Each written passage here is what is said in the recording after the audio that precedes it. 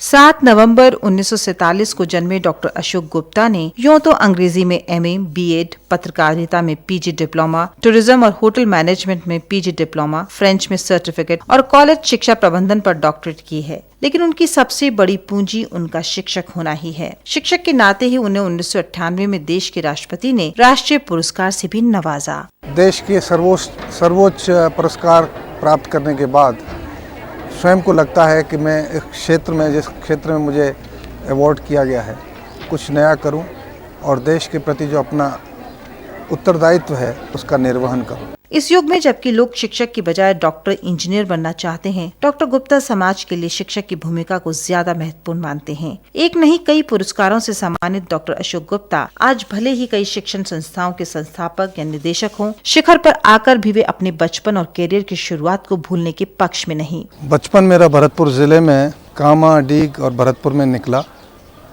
शिक्षक परिवार में जन्मा, इसलिए मेरा जो पालन पोषण हुआ उसमें शैक्षणिक जो मूल्य हैं उनका महत्व अधिक रहा। उस ज़माने में बहुत सुख शांति थी, इतनी भागा दौड़ नहीं थी।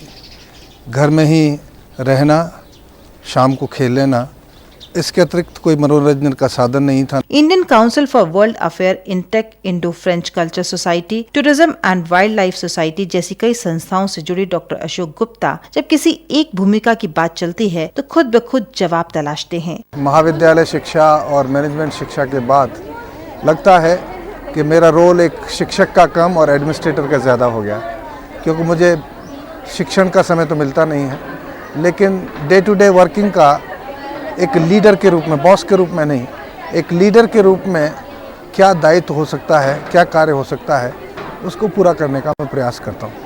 शिक्षा ही नहीं, समाज के विभिन्न मुद्दों पर अपनी स्पष्ट राय रखने वाले इस शख्स ने करीब 2 दर्जन अंतर्राष्ट्रीय सेमिनारों में अपनी सोच का खुलासा किया है। अमेरिका, ब्रिटेन, फ्रांस, जापान समेत कई देशों में व्याख्यान दे चुके डॉक्टर अशोक गुप्ता के लिए इन व्याख्यानों से मिले अनुभव भी किसी पूंजी से कम नहीं। सफलता की कई कहानियां लिख चुके इस व्यक्तित्व के मुताबिक सफलताओं का कोई अंत नहीं, बशर्ते सफल होने के लिए समर्पण हो और लक्ष्य भेदने की चाह हो।